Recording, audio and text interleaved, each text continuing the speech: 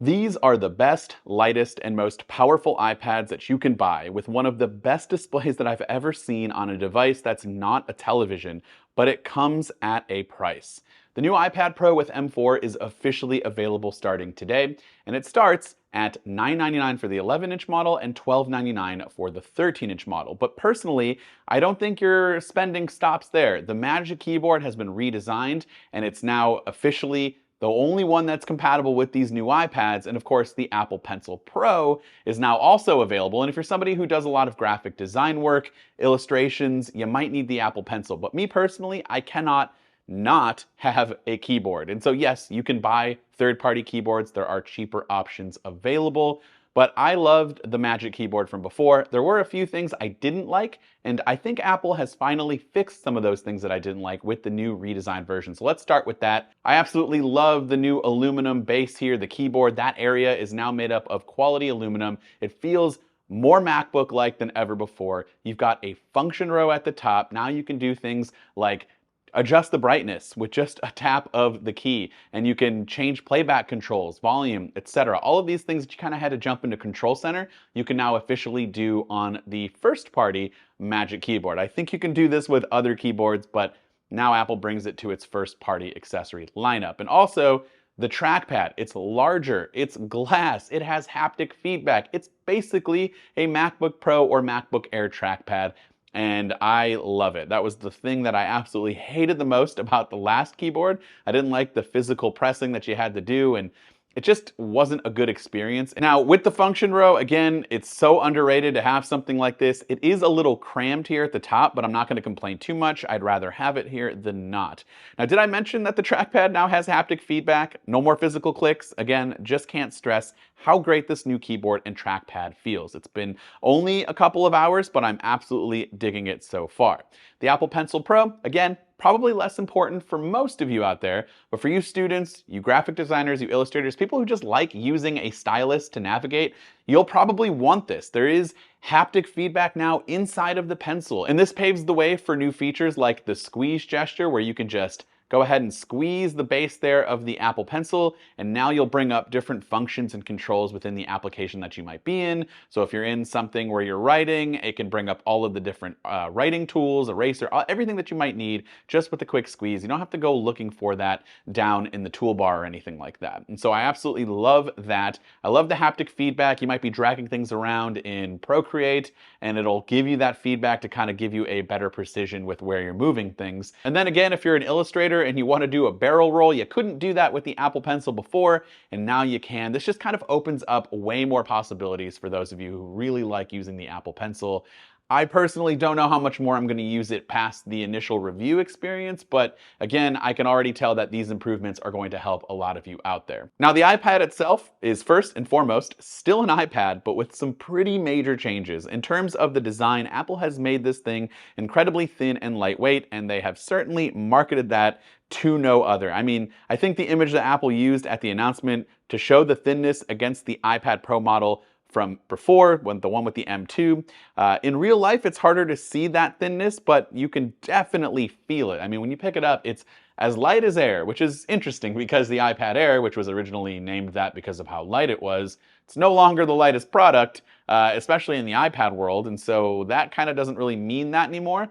This is definitely super light, super portable, even if you go with the 13-inch model. Again, this is hands down the thinnest Apple product or Apple device that Apple has ever made. They said that quite a few times, so I'm really driving that home. And some of you out there might be worried about bending it. I wouldn't. I mean, unless you're sitting on it or you're purposely trying to bend it, I can't imagine a world in which that might happen. You could toss it in your bag. I still feel like it'll hold up just fine if you have a case on it. I think you'd really have to go to extreme lengths to actually bend this, but it's possible, so you know, just be careful with that. It is a very thin product. The iPad Pro also has an incredible new OLED display that Apple is calling its Ultra Retina XDR display, that apparently Apple has stacked two OLED displays on top of one another, a process Apple calls tandem OLED, to make this iPad incredibly bright with 1,000 nits of sustained brightness, which is up 400 nits from the previous model that was at 600, and you get 1,600 nits of peak HDR brightness. And just to sum it up, honestly, I am blown away by how good this OLED iPad looks. It's super bright, it's super vibrant. Apple did a fantastic job with these OLED displays. It's quite possibly the best OLED display I've ever seen in this form factor. I know Samsung's was really, really good. I think these are going to be pretty comparable. I cannot wait to get them back home and kind of put them side by side. But yeah, I'm really digging the new iPad Pro displays.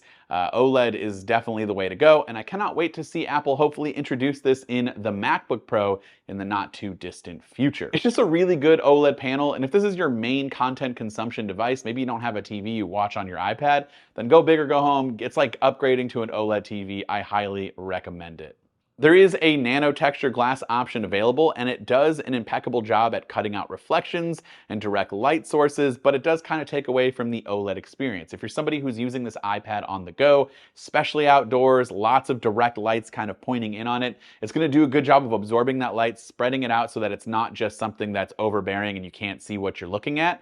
But if you don't need that and you're fine with some of the reflections here and there, you're gonna get the better OLED experience if you don't do nano texture. But just want to throw that out there. And if you want to do it, it's an extra $100, but you have to get the 1 or 2 terabyte models. So really think about that before you make that decision. One of the best new features of the brand new iPad Pro and even the iPad Air with M2, which again, we'll do a video on very soon. So be sure to subscribe so you don't miss those videos. But one of the best things about those iPads is that it now finally takes the camera, which would sit if you have it docked on the keyboard on the left side. It's in that portrait mode orientation when you're holding it. Now it's moved over to the landscape orientation, which is perfect. It makes sense. Lots of people are probably using these iPads in landscape. And so yeah, you have the camera up there. I cannot stress just how great this is. It's a 1080p FaceTime camera. It's got center stage. It's got everything you need, and your video calls will just seem much more natural with not only yourself, but the person on the other end. They're gonna think, hey, I think they're actually looking at me. Granted, you're probably looking up or down a little bit more because the camera is up. At least you're looking in the right direction and not off to the side. And so I cannot stress just how great of a change that is. Otherwise, the camera is just a normal camera from Apple. It's 1080p, looks good. Could be better, but if you're just doing quick calls on the go, I think you'll be totally happy with it. Speaking of cameras, Apple did remove the ultra-wide camera on the back, so you just have one camera. Now again, it's not all about me, so if you're somebody who absolutely needs those cameras on there, especially the ultra-wide, you still got the main camera, but if you needed the ultra-wide for some reason, then don't get this iPad. But otherwise, if you're like me, and you don't even care whether there is a camera on the iPad, then yeah, none of this really matters to you. Lastly, we have the M4 chip. Now this is a first impressions video, and so it's pretty hard for me to tell you exactly what I'm getting in terms of performance. Apple skipped the M3, went right to M4 because its neural engine has been vastly improved for AI tasks and functionality, and we saw Apple talk about one specific feature that I really can't wait to try, and that's the ability to be able to remove the subject from the background in a 4K video just by one tap. So there was a dancer and there was a background. They removed the background, added in a text background super quickly. That's something that piqued my interest, but we haven't really gotten a whole lot of other features that were mentioned that could take advantage of the new M4 chip and its AI capabilities.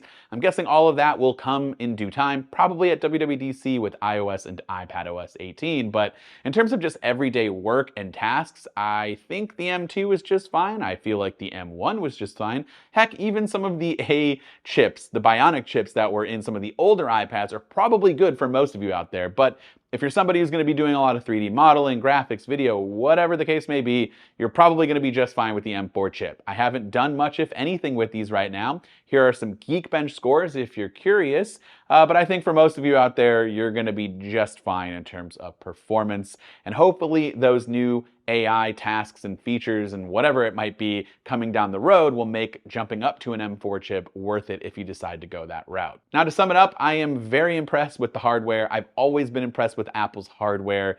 I think that the new OLED displays are incredible. Moving the camera was a great move.